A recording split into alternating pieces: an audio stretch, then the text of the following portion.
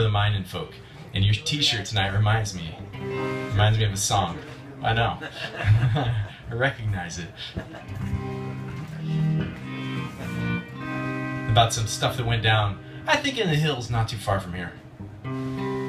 It's a song about two miners whose jealousy and thirst for gold. What's that? Yeah, thank you so much. Awesome. Thirst for gold and beer. Thirst for gold. Here I stare at the golden beer.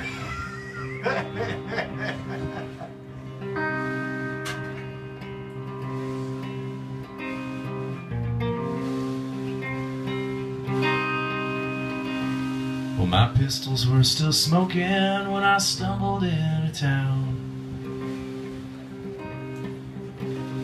and I hid my face from all the folks that came and gathered around. For I knew that if they looked me in the eye, they'd surely see that underneath the setting sun I killed old Dan McGee. When the sun was sinking fast in the red Nevada sky, Dan and I had worked all day and we both wondered why. For all those hours spent beneath the sun swinging the pick had left us penniless again and feeling kinda sick. Well, my brain was coiled up just like an angry rattlesnake, and I thought about my wife at home and the money I needed to make. And I did not want to return with my tail between my legs, but I hadn't made a dime and I'd been in the hills for days. And just as the sun had disappeared, old Dan called my name, and I did not think much of it. In the past he'd done the same, and I saw before my eyes a wealth of gold that made him rich, standing in the shadows my brain began to itch. Well, I'd always been a good man, to my wife I had been true, but standing in the darkness, that itchy feeling grew, and I felt my soul squirming and slowly turning black. And I knew right then and there that there was no turning back. And just what happened next, old Dan never knew. For without any warning, I grabbed my pistols and I drew,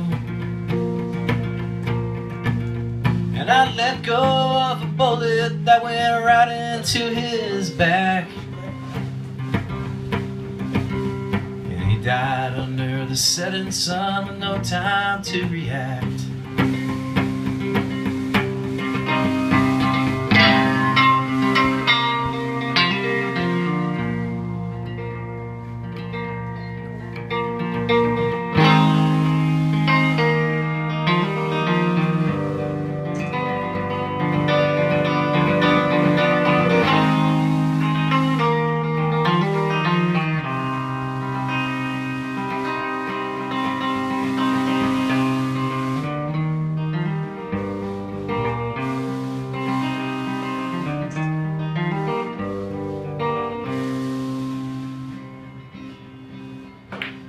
And my pistols were still smoking when I stumbled into town. And I am a rich man and all the folks around Well, they safely keep their distance 'cause they know that it was me who underneath the setting sun killed old Dan McGee. Yeah, underneath the setting sun I killed old Dan McGee.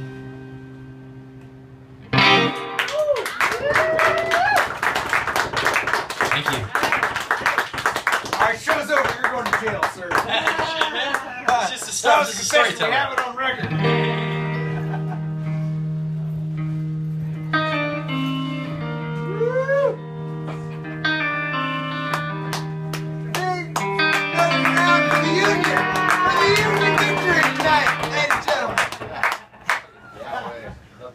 Play it for us, everybody. I want to hear it. Okay.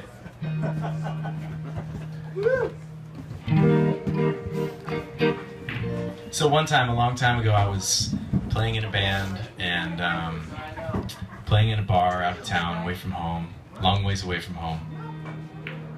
I'm not going to tell you the name of the town. I just can tell you there was a lot of real bad juju in that town that night. It was real negative, a lot of negative energy. Right when we came into town, we could feel that negative energy. And we went on, we did our job of playing music. And then later on in the night, we were young, we were naive, I guess, and we didn't really make arrangements for places to stay back in those days. Just kind of figured it would all fall together. It fell. It did fall together. At the end of the night, we were without a place to stay, and we just went to the bartender and said, "Is there a campground or something around here?" And the guy was like, "Just come to my house, man. It's cool." So we're like, "Okay, you seem like a nice enough guy." We were like, "We'll go to your house." So then we went to his house, and we met his roommates, and his roommates were kind of strange. And they had strange art on the walls that I don't remember. And there's a reason I don't remember, and I'm getting to that part. But there was strange art on the walls, like art dealing with hell and stuff, real dark stuff. Anyway, we had a couple beers, and we went to bed that night. And we were in this like granny flat, kind of laying low with this guy. He was on his computer, and he said, "Go ahead, you can sleep in my bed." And so I slept in the bed next to my friend Ben, my brother. He slept on the ground or something. That was the band back then, Ben and Bobby and me. And we went to bed. And then we woke up in the morning, and I was really sick. I woke up, it was one of those wake-ups where you wake up and you just roll right out of bed and throw up, right? And I didn't know why. I didn't drink that much the night before. But I did. I got really sick, and so I had a headache, and I was vomiting. And we got in the van. We went on down the road to the next town. And as the day went on, I got sicker and sicker, until finally I ended up in the hospital. And I had a head injury. So in my sleep, I broke my skull. My skull was cracked. In my sleep, I cracked my skull. Don't know to this day how I did it. Just pulled it off somehow. The ultimate stunt, I guess, of cracking your skull in your sleep. But more memorable than cracking my skull, because I don't remember how it happened, was waking up in the hospital with my father and my girlfriend at the time next to my bed. And it was pretty emotional to wake up to that, because they had no business being in this place that will remain nameless, far away from home. And I wrote this song about it because it was kind of a wake-up call for me to not follow love, I guess. I didn't want to miss my opportunity to be in love and really go for it. And so I stayed home that whole summer, kind of recovering from this injury, writing songs. And this was like one of the first ones I wrote. And it's called Fireflies.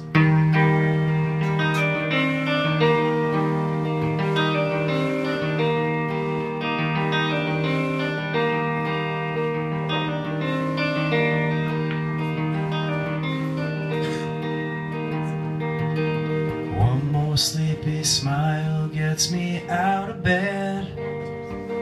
The moment that you move, my body wakes my head. Tell me that you're leaving and the day is on, and saying that you're going only pushes me along.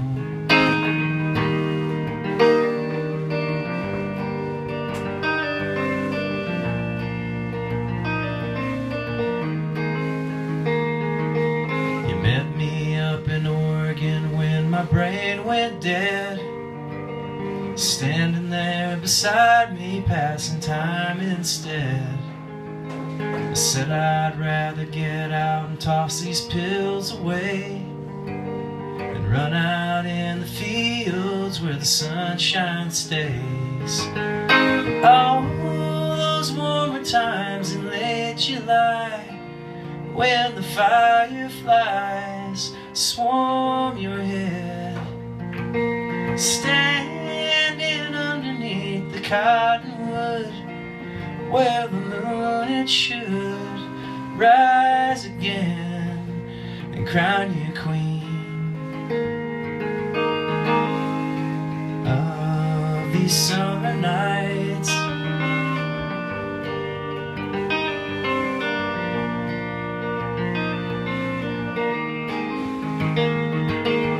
Has it been that many years since we first met? In a blink the time stands still and I forget the dusty roads and trails we walked before we knew that being me and being you is what we do. Oh, those warmer times in late July, when the fireflies swarm your head, standing underneath the cottonwood where the moon it should rise again and crown you queen of these summer nights, these summer nights.